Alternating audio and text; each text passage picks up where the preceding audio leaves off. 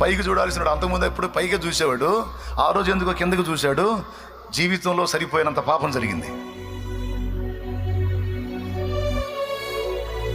మనం చూడాల్సింది ఆకాశం వైపు. ఎందుకంటే అక్కడ మన నాన్నున్నాడు, అక్కడ మన ప్రాణ ప్రియుడున్నాడు, మన దేవుని, మన తండ్రి అయిన దేవుని కుడి పార్శ్వమందు మన యేసయ్య ఉన్నాడు.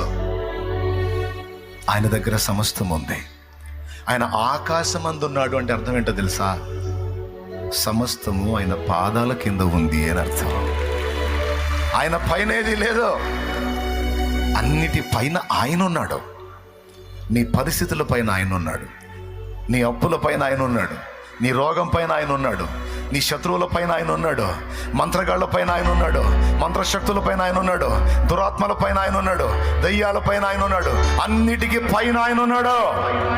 అన్య నామముల కంటే పై నామము నా యేసు నామము. అన్నిటికీ పైన ఉన్నాడు ఆయన. అంటే అర్థం ఏంటో తెలుసా? సమస్తం ఆయన పాదాల కింద ఉంది.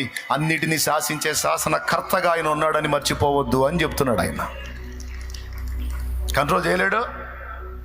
పరిస్థితులు నీ చేతులు దాటిపోవచ్చు, ఆయన చేతులు దాటిపోవు.